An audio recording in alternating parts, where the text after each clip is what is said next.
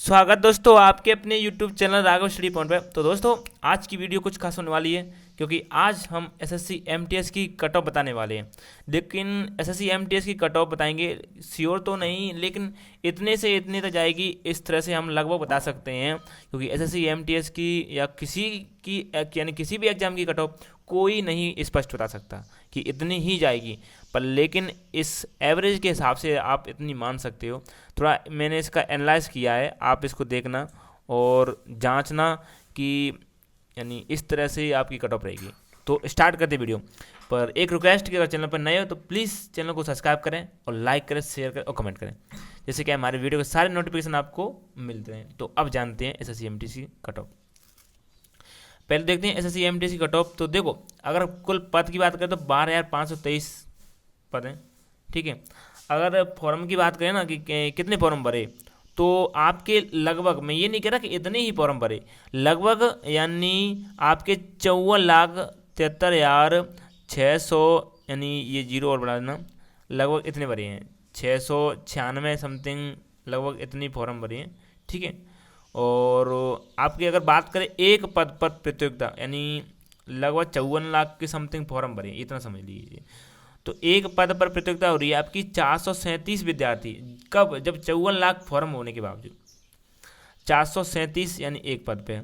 अब देखना, अगर बात करें कि उपस्थिति कितनी रहेगी, तो हर एग्जाम में मान लीजिए कि उपस्थिति लगभग, यानी जी देखो, ये क्या है कि उपस्थिति रहेगी आपकी 38,31,588, यानी 30% इसमें से अनुपस्थिति मान लेना, 3% अनुपस्थिति, यानी 30% ना वो, यानी उपस्थित होंगे नहीं।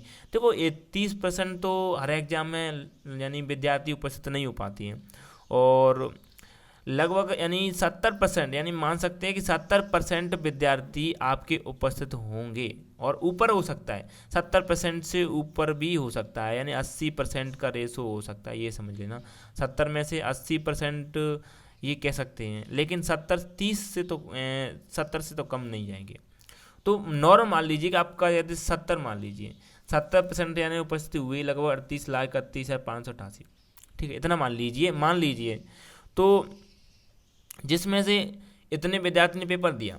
अब मैथ रीजनिंग में, यानी जो पहला बार पोर्शन है, उसमें लगभग इतना तो मान लीजिए सभी तो विद्यार्थी नहीं अनुपस्थित यानी फेल होंगे, 20% तो हो जाएंगे, क्योंकि 33% के हिसाब से लगभग 20 तो मान लीजिए कि इसमें भी हो जाएंगे, ठीक है। 20% इसमें से मान लीजिए। तो अब बाकी विद्यार्थी कितने बचे? यानी 30 लाख बचे, ठीक है, 30,65,271। तो इतने विद्यार्थी अब बचे हैं जो मैथ रीजनिंग का पेपर देने के बाद। अब तुरंत यानी अब उसके बाद में विद्यार्थी, यानी एक पद पर कुल, यानी कह सकते हैं मैथ रीजनिंग में विद्यार्थी इतने पास हो गए, इतने से। अब मैथ रीजनिंग में यानी एक पद पर कुल विद्यार्थी, इसके बाद आंकड़ा निकालें, यानी 30 लाख स्टूडेंट रह गए पास होने के बाद, तो एक पद पर विद्यार्थी 244 रहेंगे। कितने रहेंगे? एक पद पर 244 रहेंगे।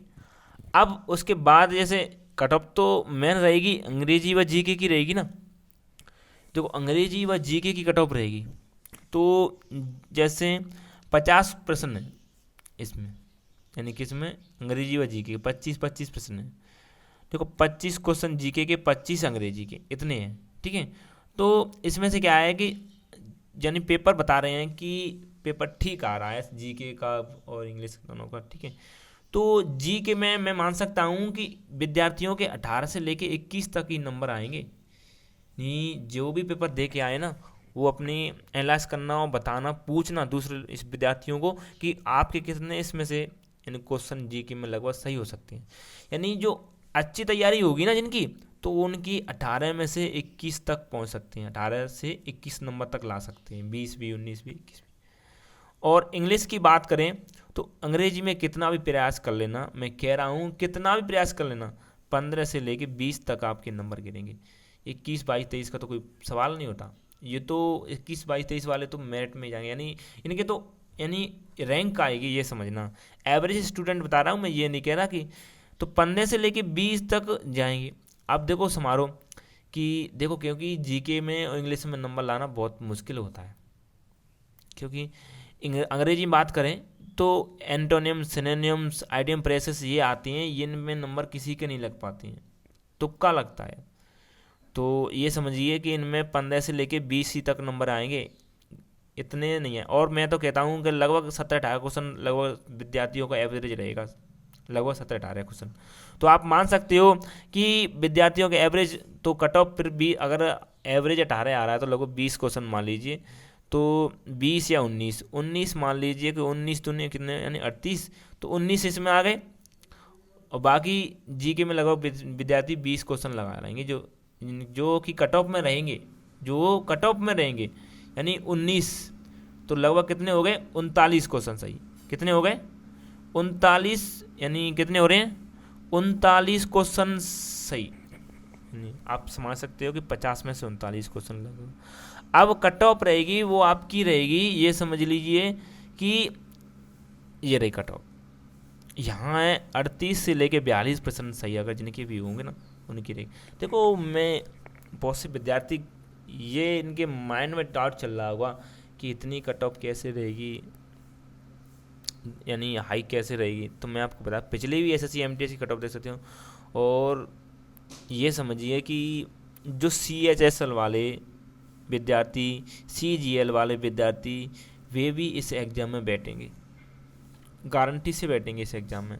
तो समझ लीजिए पोस्ट ठीक है इतनी है, पर इससे कम मुझे तो नहीं लगता कि इससे कम जाएगी। 38 तो मान लीजिए आपकी 38 से लेके 42 तक ही बीच में रहेगी कट ऑफ आपकी। 35-34 का नहीं सवाल पैदा मेरे हिसाब से नहीं हो सकता। जनरल वाली बात कर रहा हूँ मैं, ये कट ऑफ जनरल वालों की है, आप उसके हिसाब से एवरेज निकाल सकते हो। ये कट ऑफ जनरल वाली की निकाली मैंने कि 38 से लेके 42 तक, यानी 42 के बीच में जनरल की कट ऑफ रहेगी।